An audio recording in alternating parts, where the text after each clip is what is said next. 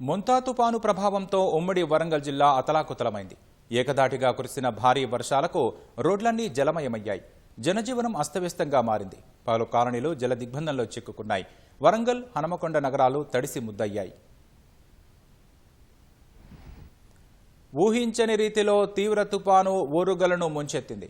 ఏకధాటిగా కురిసిన భారీ వానలు ఉప్పొంగి ప్రవహిస్తున్నాయి. ప్రధాన రహదారులు జలమయమై జనజీవనం అస్తవ్యస్తంగా మారింది. పలు కాలనీల్లోకి వరద నీరు చేరి ప్రజలు అవస్థలు పడుతున్నారు. వరంగల్లోని ముంపు ప్రాంతాలను మంత్రి కొండా సురేఖ సందర్శించారు. వరంగల్ బీఆర్ నగర్ ముంపు కాలనీలో మంత్రి కొండా సురేఖ, కలెక్టర్ సత్యశారద పర్యటించారు. బాధితులకు డ్రోన్ ద్వారా తాగునీరు, పాలు, ఆహారం అందజేశారు. కాలనీ వాసుల సమస్యలను మంత్రి అడిగి తెలుసుకున్నారు.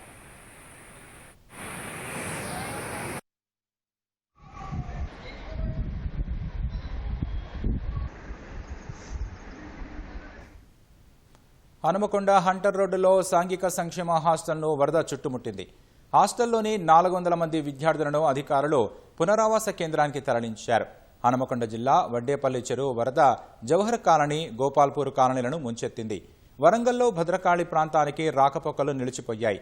భద్రకాళి గుడి నుంచి పాలిటెక్నిక్ కాలేజీ వరకు రోడ్లు జలమయమయ్యాయి. భద్రకాళి రోడ్డులోని సరస్వతి ఆలయం నీట మునిగింది.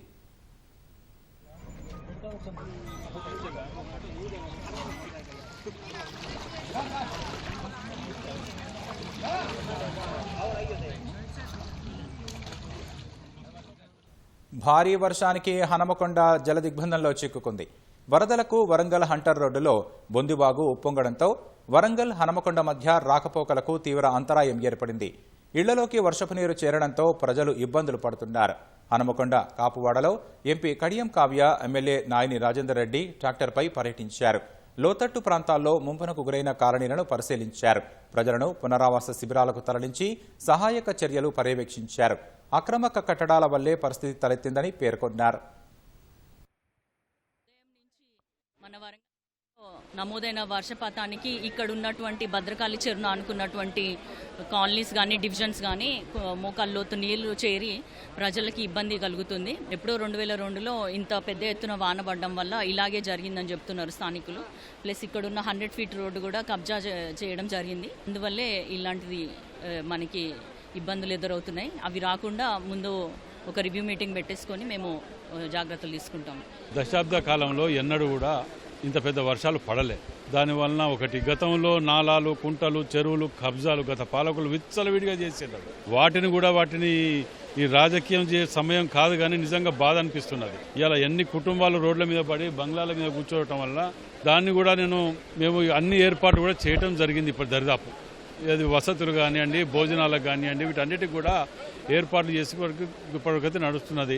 మేము ముందు కూడా రాబోయే కాలంలో వీటిని అన్నిటి కూడా చేయడానికి మీదికి ఒక కమిటీ చేసే విధంగా పర్మిషన్లు ఇచ్చిన వాళ్ళని కానివ్వండి, మిగతా వాళ్ళని వీటన్నిటి కూడా చేసే విధంగా చేస్తున్నాం. లోతుతోటి ప్రాంతం కాబట్టి ఇటు మీదకెళ్ళి రావటం వల్ల ఇది ఇంత పెద్ద వర్షం గత 2 ఏళ్ళు కాదు, 10 ఏళ్ళు కాదు, 20 ఏళ్ళు కాదు, ఎన్నడూ ఇంత పెద్ద వర్షం రాలే. కాబట్టి దాని ఆ ప్రభావం దీని మీద హనుమకొండ మీద చూపిస్తున్నాం. వసతులకు పాల ప్యాకెట్లు, భోజనాలు అన్ని కూడా అందరం కూడా మేము స్వయాన తిరిగి పర్యవేక్షిస్తున్నాం.